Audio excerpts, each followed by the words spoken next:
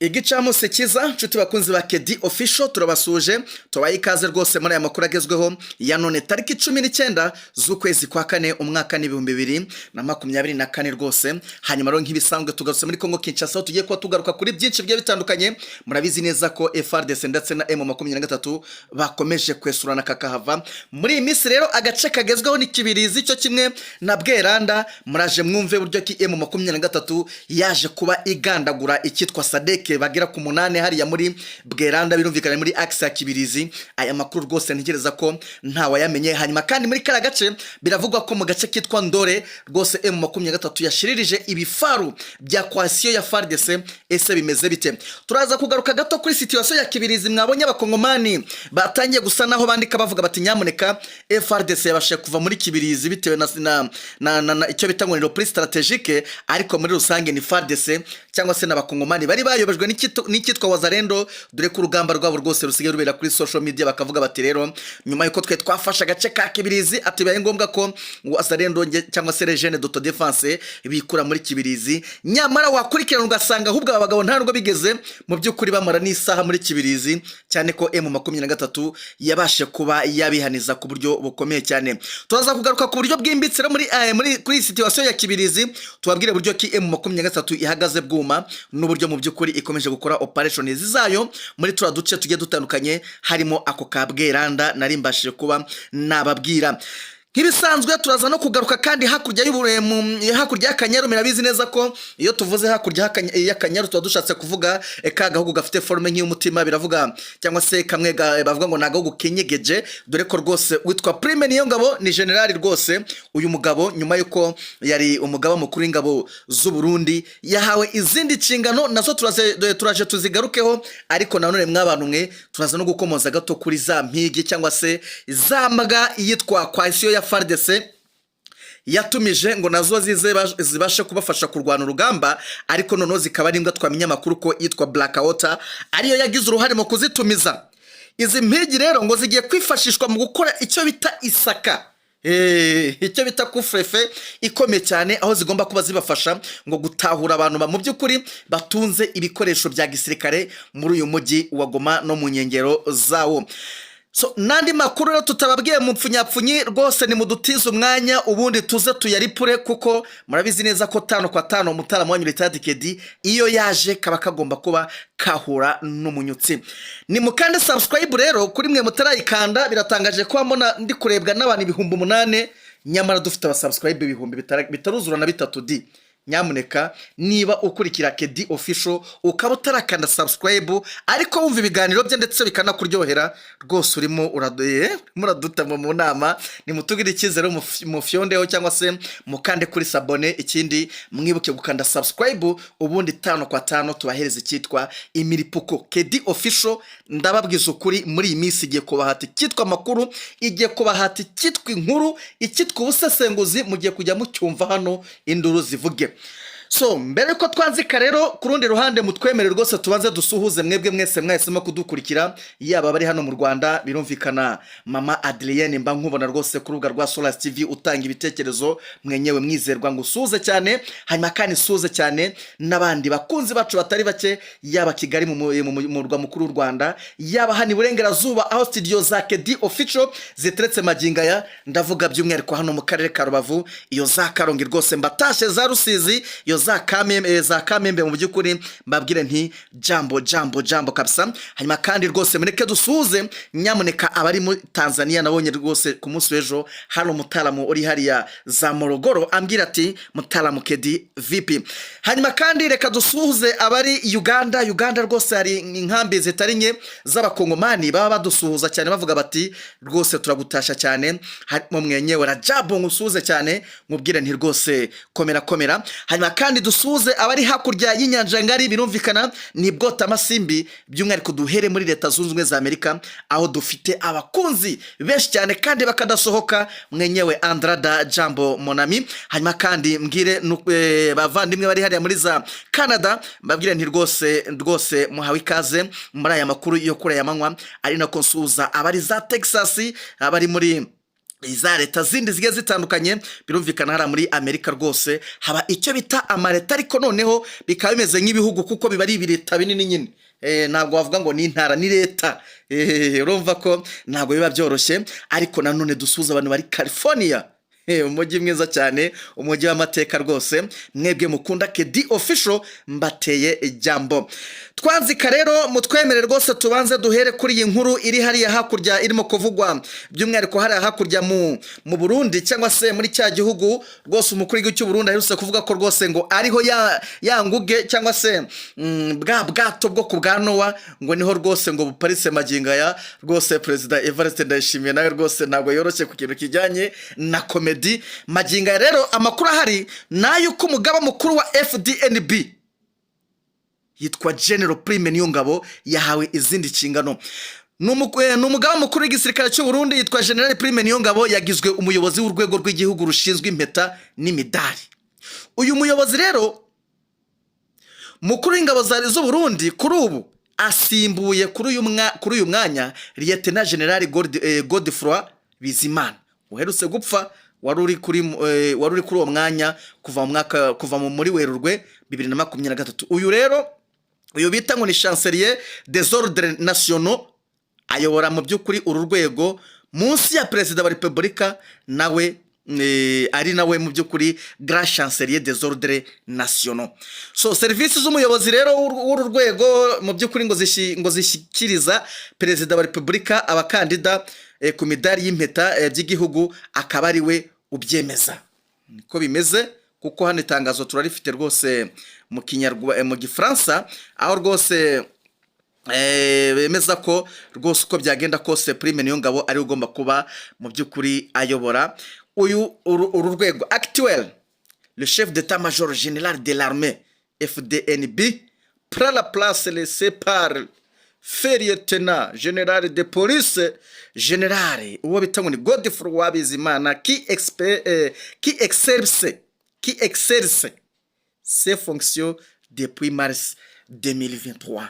Tukaba turikomereje ubundi tukaza hano muri Kongo Kinshasa. Mwabyumvishe ko witwa Prime Niyongabo rwose akomeje guhabwa inshingano nyinshi, aho agomba kuba mu by'ukuri ayobora anakurikirana ikijyanye n'imidari n'impeta hariya mu gihugu cy'u Burundi. Tugaruke muri Kongo Kinshasa rero, niho mwese bamutegereje kumenya ngo niki kijya mbere. Ese biramutse bite mwabanumwe muri iyi minsi yari umutuzo, yaba hano mu kibaya yaba muri Sake na uretse twa dusasu wazarendo zigira gutyo kumva ziri kurasa kiorera, yaba iyo za Nyakajanga niho humvikanya amakompora mu gitondo. Ariko rwose turacyakurikirana ngo tuze kumenya uko situation imeze.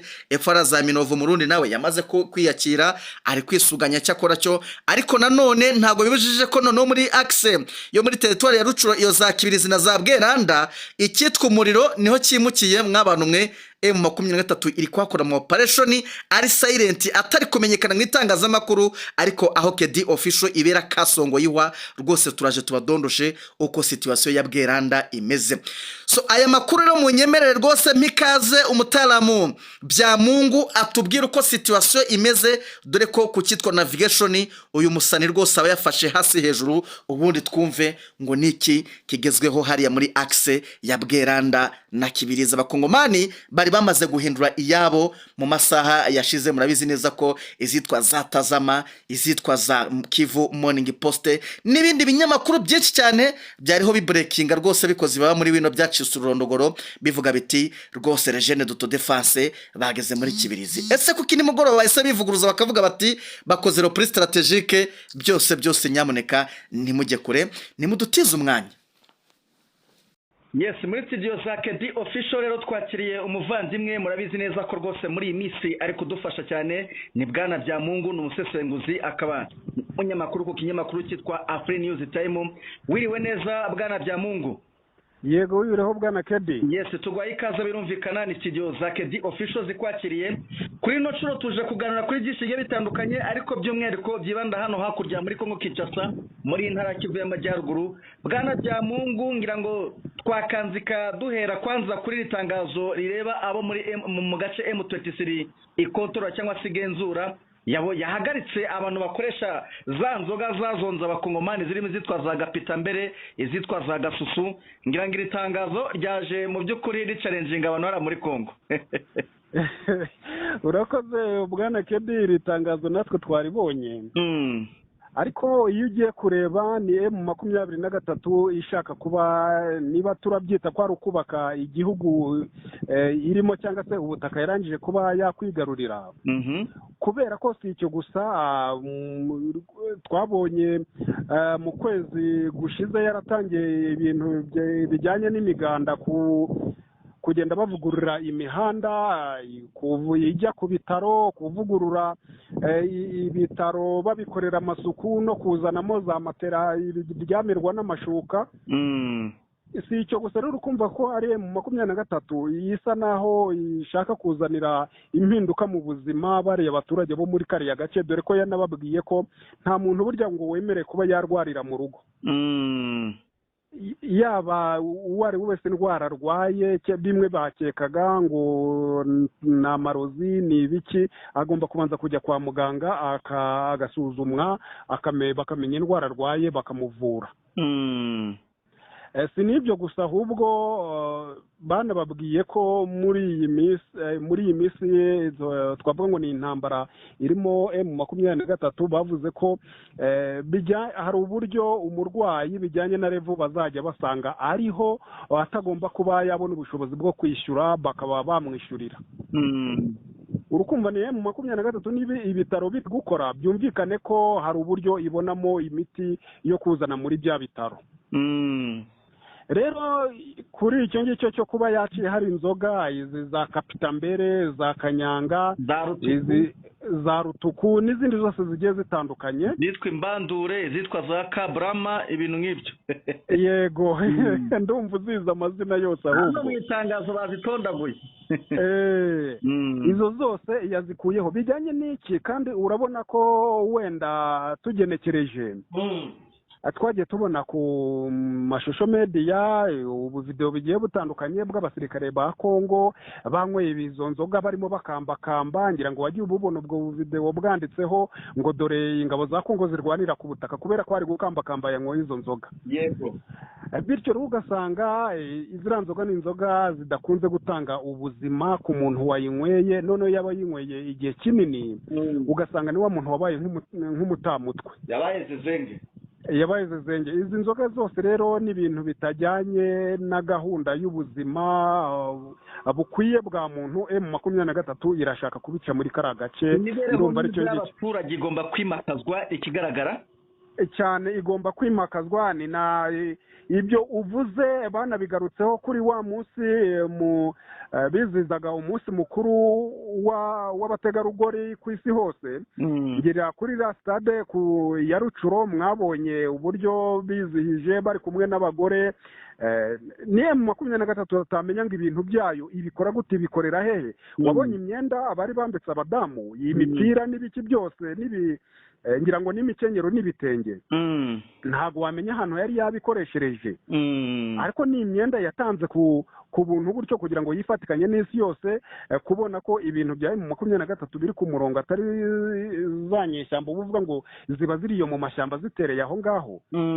ni M23 ubona mu nzego zayo buri kimwe cyose ashinzwe agenda agikurikirana. antuka niyo mpamvu wumva byaje no mu buzima, mu buvuzi, mu mibereho myiza, bakaba baciye izo nzoka zifite kuba zakwangiriza ubuzima bw'abantu mu buryo bwihuse. ngayo nguko twari duhereye ku kijyanye n'iri tangazo ryasohowe n'ubuyobozi bwa teritwari ya Rucuro, mu by'ukuri bagaruka cyane cyane kuri izi nzoga z'inkorano ziganjemo izo ngizo za kanyanga, bavuga bati izi nzoga ntabwo zemewe hano guhera ku itariki 22 birumvikana ni kuwa mbere.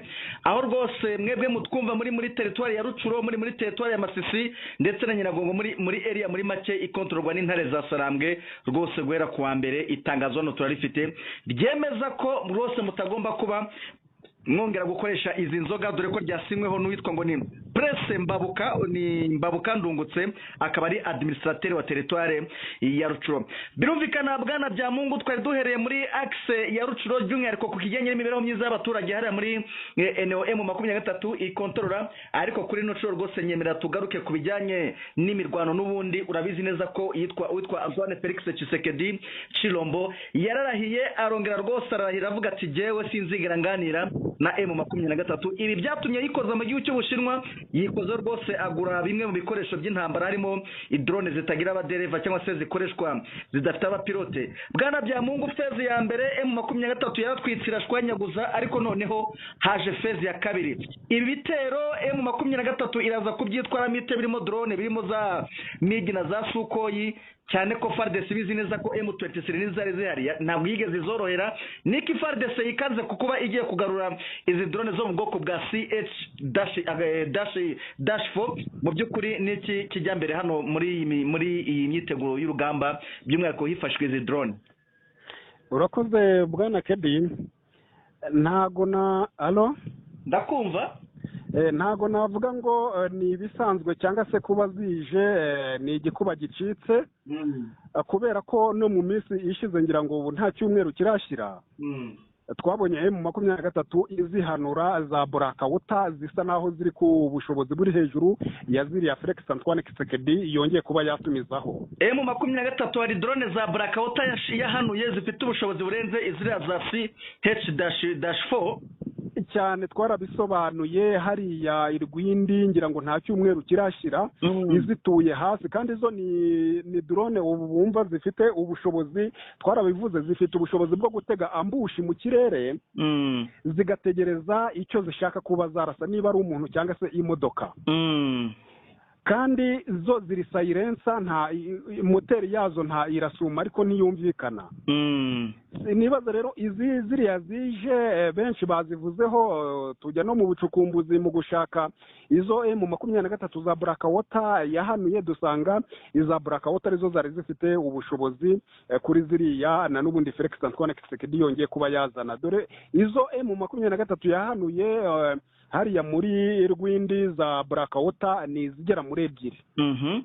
None kuri ubu Tshisekedi azanye 3. N'ubwa mbere nanone yari yazanye 3.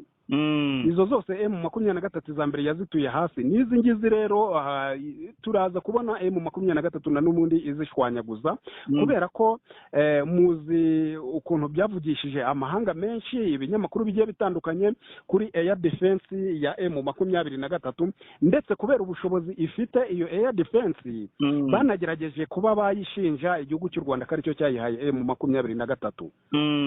Ni air defense twakomeje kugenda tubivuga ifite ubushobozi bwo kuba ifite ubushobozi bwo gupima niba ari drone cyangwa se indege umuvuduko iriho mu kirere iza, ikamenya n'umuvuduko wa mizayiro iri burekure n'intera biri buhuriremo na ya ndege.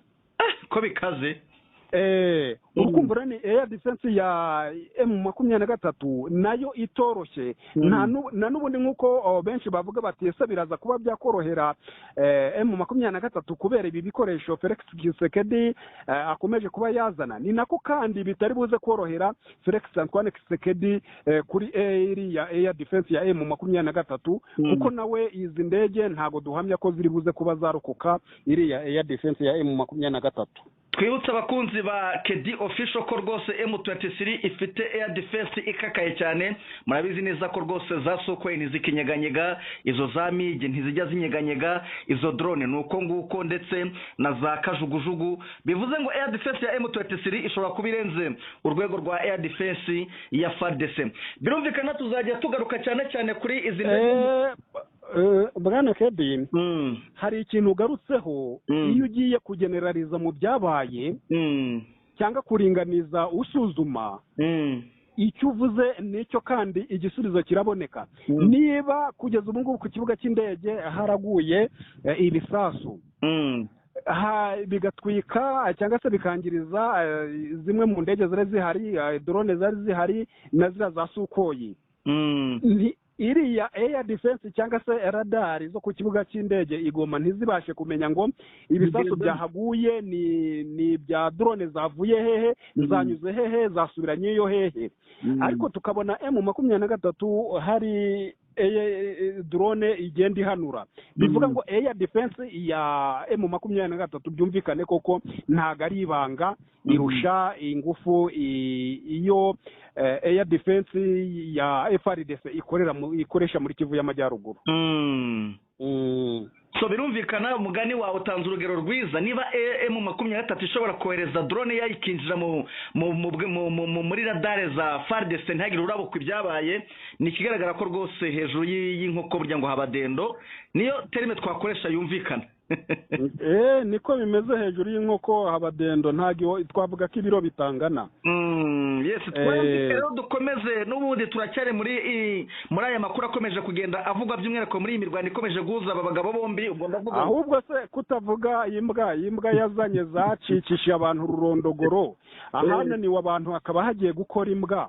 Nubwo benshi bavugaga ko izi mbwa ngo zigiye koherezwa ngo ku rugamba mu mashyamba zigahiga M23 ukibaza niba M23 ari inkwavu bikakuyobera ariko siko bimeze abantu babyitiranyije byinshi babitangaho ubusobanuro bwinshi bavuga ngo ni imbwa zifite ngo ubusabwe ngo ku buryo ziruma umuntu ngo agahita apfa cyangwa se akarwara ibisazi bidakira mu gihe yaba adapfuye. Imbwikuruma guto ufite imbonda ariko karacini nyine imbwa zo zaraje kuba banarazibonyeho bibwiye ko ari uko nguko zikora kandi ziriya mbwa zazaniwe operation iyo bagiye kuzajya bakora isaka mu migi runaka mu masantire runaka bakeka ko hari ibikoresho byaba birimo by'umwanzi.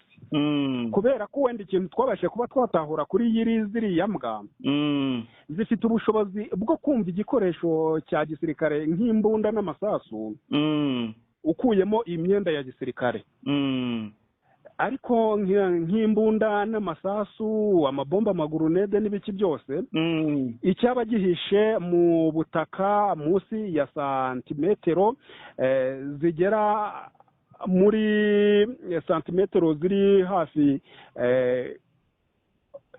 bavuze ko ari santimetero zijya gushika muri 60. Zifite ubushobozi buhambaye kiriya kintu iracyumva ko kirimo impumuro yacyo. Niba hari igitabwe mu bikari by'inzu mu nzu cyangwa hejuru mu parafo ibyo ifite ubushobozi.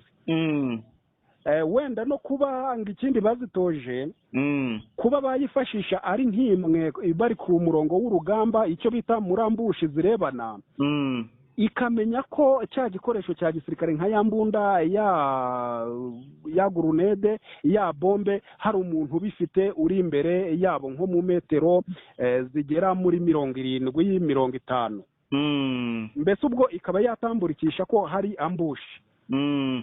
Ibyo ngibyo byo yabishobora ariko nta bundi bushobozi zifite ibyo bibwiraga ngo kujya ku rugamba ngo zikarumagura abantu n'ibiki oya ntago ariko bimeze. ni ibyo bintu bibiri bashobora kuba barazizaniye kandi ibyo bintu bibiri nabwo kuba izi mbwa zaraje ni Blackwater yisa naho yabishizemo ingufu ziraza.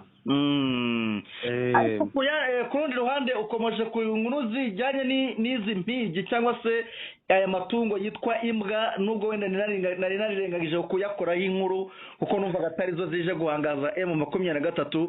Izi mpigi rwose dufite amakuru ko zigiye kwifashishwa mu isaka rikomeye hano mu Goma ngo bacekinga abaturage batunze imbunda ndetse ngo no gusaka ambega umuntu wese ufite igikoresho cya gisirikare hano mu Goma ngo bagiye kujya bazifashisha ngo barazana n'izindi nyinshi. Nibyo nakubwiraga nicyo zatumirijweho cyangwa nicyo cyazizanye nta kindi gikorwa kirenze icyo ngicyo zaba zarajemo. Wanzike rero tujye muri axe ya Kibirizi kuva ku munsi w'ejo mu Kongomani yageze atya akoze baba muri binarandika izitwa za Kivu Morning Post izitwa za Tazama RDC izitwa za Flow Info rwose zivuga ziti Jeune d'auto defense mwageze Kibirizi turabashigikiye ariko noneho mu masaha y'umugoroba ngo twamenye ko M23 n'ubundi ntawo yigeze ijya ko Kibirizi kiri yayo iyi Kibirizi yakomeje kuvugisha abantu benshi amangambore hari amakuru yifite ngo duhereze ishusho muri rusange y'ibiri kubera hariya za Kibirizi? Bwana Kedi, amakuru kuri yo ntago yabura. Urabizi navigation zacu haba mu kirere cyangwa ku butaka ziba zakandagiye zikerekezayo zikareba uko bimeze. Nk'uko bivuga ni Kibirizi yakomeje kuvugisha abantu amangambure nk'uko mu minsi yashize Rwindi nayo yavugisha abantu amangambure, kandi na n'ubu iracyavugisha abantu amangambure. Rero ni Kibirizi nk'uko bivuga byavuzwe ko bariya abagabo bayikandagiyemo kugeza ubu ngubu iyo santere aribo bayifite, ariko nyamara biriya binyamakuru byo ku ruhande rwa leta byarabeshaga ntabwo ariko bimeze. Kugeza ubu ngubu Kibirizi iragenzurwa n'iza Sarambwe, dore ko hari n'ibindi binyamakuru nabonye nabyo bivuga ngo muri iki gitondo cyakeye ngo na n'ubundi ziriya ngabo za FARDC ngo zongeye kwikuramo ziragenda, ngo na n'ubundi ziva muri Kibirizi nta rusasu ruvuze. Ukibaza ese zo zaba zongeye kuba zagaruje ubutaka kandi zikongera zikabutakaza ku bushake? Ntago bishoboka rwose. Ahubwo noneho katubagire mu nkuru nyamukuru yimbitse uko byari bimeze kuva ku munsi w'ejo bundi hari Kibirizi, kugira ngo wenda n'ibi binyamakuru byahariya ku ruhande rwa leta ya Kongo byandike ko FARDC yabashe kuba yagaruza santere ya Kibirizi. Ni ukuvuga ngo kuva ku munsi ubu turi ku munsi wa gatanu, ku munsi wo ku wa gatatu hariya muri Bweranda byari bimeze nabi. mu 23 yanabashe kuba yanahazingira zimwe mu ngabo za Sadeke, ndetse twabashe kumenya ko ari no zo mu gihugu cya Tanzania. Kandi aya makuru ngira ngo twarayabadondosheje babyibuke neza. Twarayabadondosheje n'ukuntu byagenze. Hanyuma M23 haza kuva bamwe mu barwanyi bayo hariya mu santere Kibirizi bajya Bweranda kujya gutanga umusada kuko byari byakomeye. Abazarendo n'abandi bose rirahuriro ririmo FDLR n'abandi bose bari bakamejeje bashaka kubohoza izo ngabo za Sadeke zari zazingiwe na M23, na M23 nayo yakumusada hariya muri Kibirizi.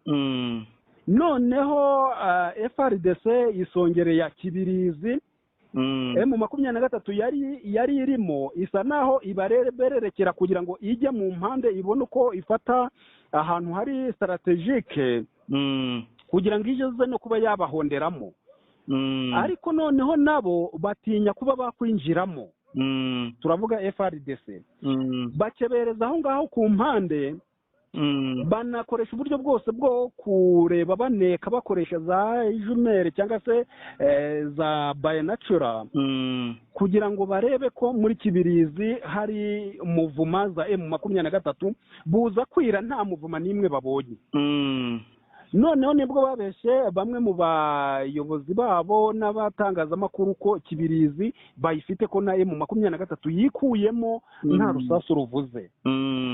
Ngira ngo ni ku iyo nkuru yanavugaga. Noneho ku munsi ukurikiyeho haza oda iturutse kuri M23 babwira abasirikare babo bati muze kuba mwasa naho mutanga inzira kuri abo basadeke basa naho bagoswe, kubera ko ibitero bishobora kuba bigiye kuza, bishobora kuba namwe ku ruhande rwanyu twagenderesha mbese twahatakariza ingufu ku barwanyi bacu. Bati kubera ko icyo isomo twanangije kuba twaritanga niba ari abahaguye kuri Wazarendo kuko zo zarwanaga ziyahura, abo barahagije, niko babererekeye bamwe mu barwanyi ba Sadeke, dore ko nabo bahaguye. Kugeza ubu ngubu baravuga ko hari abagera mu 8 bose, ariko bira bihugu byabo byanze kubitangaza, bahasize ubuzima muri iyo mirwano ya Bweranda. Rero muri kwagusa naho bafunguye inzira basa n'aberekeje ku ruhande rumwe, ariko kugeza ubu ngubu Bweranda iri mu maboko y'intare za Sarambwe. icyo cyo ndemeranye nawe 100% kuko mvugana n'iya Sarambwe iri muri kara gace nuko bari bagiye gutanga support za Bweranda hariya nimugoroba ngira ngo abakurikiranye ikiganiro nakoze hano kuri KD Official nabibabwiye mbabwira buryo ki force zari Kibirizi byabaye ngombwa ko zimwe muri zo zijya gutanga ranfort cyangwa se zijya kurifosinga iriya axe ya Bweranda kuko aduyi ngo yari yigiza kasha already ibyo uri kuvuga rwose uri guhamanya nanjye 100%. Niko bimeze ubwo bamaze kubabwira bati mutanga inzira bavemo nabo bani nizo mahite zimaze kuba nyinshi bagira izo batwara wenda bazidukize. Ba M23 yabaye isa naho igiye ku ruhande rumwe itanga inzira cya gice cyari cyavuye Kibirizi kirongera kiragaruka cyari cyagiye gutanga umusada kirongera kiragaruka muri Kibirizi gisangamo babandi bari basa n'abagose Kibirizi. Noneho nibwo muri iri joro binjiye muri Kibirizi hanyuma FARDC ibabonye yari yabeshe ko yafashe Kibirizi aho yari iri iravuga iti noneho baje kudukubita ihita icika ivano hafi aho ngaho iragenda. Niko kuba n'ibitangazamakuru bimwe byavuze ngo yikuye muri Kibirizi ngo nta mirwano ibaye. Agace kabo bari gutakaza ubuce babonye uburyo babugarura none nabo bongeye kubutakaza nta mirwano ibaye kubera iki? Ni ukujijisha rwose, ni ukujijisha nguko uko rero na n'ubundi Kibirizi yaje kuvugisha abantu amangambure ntago M23 yigeze iva muri Kibirizi ahubwo za strategy zayo mu mirwanire bikomeje kugenda bicanga za Sadeke za FARDC n'abandi bose. Nuko aho ngaho operation zageze hariya muri Kibirizi nuko nguko twayibabwira uburyo bwose yagenze bakagira icyo bayikuraho bakava kuri urwo rujisho rwo kuvuga ngo M23 yayitaye itarwanye none na FARDC nayo yongeye kuyivamo itarwanye. Ahubwo hari n'amakuru turi kugenda dukurikirana dushaka kuza gukofirima amasaha ari imbere avuga ko hari azabweranda ngo hari agace kitwa niba ari Ndore M23 ku munsi ushobora kuba yaratwikiyemo ibifaru. Urugamba rwa Bweranda ntabwo rwari rworoshye di. Iyo nkuru nabaye nk'uyumva ariko ntago ndagira icyo nyitangazaho tujya tubabwira ngo icyo tutafite fact zacyo nta mpamvu igihe navigation ige zacu cyangwa se drone za KD Official ziri bubaze kuba zatanze igisubizo nyacyo turababwira operation ukuntu yaba yaragenze. Okay ngira ngo bwana Byamungu rwose niba hari izindi update wazidusangiza ubundi tukakoreka ugakomeza n'izindi gahunda di. Update zo urebye zirahari nuko kugeza ubu ngubu hariya Kinshasa naho kugeza ubu ngubu urasanga haravugwamo gusa naho hari ngo nk'icyo twakwita niba ari amashyaka cyangwa se imiryango ya societe civile yatangiye kuba yazana propagande ishaka kuba yibwira abaturage ko bajya mu mihanda bakagira ibyo basaba Felix Antoine Tshisekedi. Ngo kubera ko hari byinshi yagiye yemera ngo bijyanye na manda ye ya mbere atigeze yuzuza ibyo ntago yabikoze none nubu ngo bakuriza kuri bimwe byo kuvuga ngo yemeye ko azatera u Rwanda nta kintu arabikoraho. Ibyo byose ngo ni ibintu yagendaga babwira bamuha icyizere ariko ngo bo bakaba babona ko bishobora kuba bizarangirana n'ubundi cyangwa se manda ye irangira ntacyo abikozeho. Ngo rero akaba ari cyo gihe cyo kugira ngo bamwishyuze cyangwa se bandike impapuro zijya kuri ku biro bye bamwishyuze n'ibyanga bajye mu mihanda bigaragambye abakorera ibyo yemeye. Ibyo byose rero ngo bijyanye n'imihanda kuvugurura amavuriro ni byinshi urebye ntabwo twabirondora ubu ngubu basa naho bari guhwihwisa ko barashaka kujya mu mihanda bakigaragambya babivuga cyangwa se babisaba ko yabishyira mu bikorwa. Rero ukibaza ni Tshisekedi uri gukora ingendo hirya no hino mu buryo bw'ibanga mu bihugu bigiye bitandukanye dore ko anava na hariya mu Bubiligi mu bitaro. Yagiriye ingendo zigiye zitandukanye mu bihugu bigiye bitandukanye birimo no mu Burusiya yagezeyo mu buryo bwa bwihishwa ajya iyo ngiyo mu Butaliyani ni ibihugu byinshi yagiye ajyamo kandi agaragaza ikibazo cy'umutekano wa Kongo ko u Rwanda ari rwo rukomeje kumubera ikibazo byinshi. Agenda anasaba inkunga zigiye zitandukanye, ari nabwo yanyuze mu Bushinwa bongera kuba bamwemerera ziriya drone zaje zigera kuri 3 nk'uko babivuze. Ni na drone zihenze cyane, ariko ugasanga bije y'intambara iri kumutwara amafaranga menshi, n'ibyo bikorwa remezo yagiye abemerera n'ibiki byose ugasanga kuzabyinjiramo bishobora kuzamugora cyane. Bisa naho hari Kisekedi uri muri iyi ntambara uri gufata ibyemezo wenyine, cyangwa se n'ibyemezo afashe ntihagire ababikurikirana ngo babimufashemo. Nk'izo nzego zakagombye kuba, cyangwa se nk'izo minisiteri zakagombye kuba zihagaze muri ibyo by'iterambere, akenshi usanga ntabyo bari gukora. Wumvise no mu minsi yashize ko n'abasirikare bari gutuma ku nganda zimwe na zimwe kugira ngo bajye kuzana ibikoresho bari gukuramo yabo bakagira iyo bikuriramo, bakazana ibitagezweho cyangwa se bakazana umubare utuzuye. Ngizo wenda update twaherukiraho ku biri kuvugwa kuri buriya butaka bwa Repubulika ya Demokarasi ya Kongo. Bwana Kedi, twasangiza abakunzi ba Kedi Official. Yangushimire cyane Bwana Byamungu. Yego, nawe turagushimiye kandi urakoze. Okay.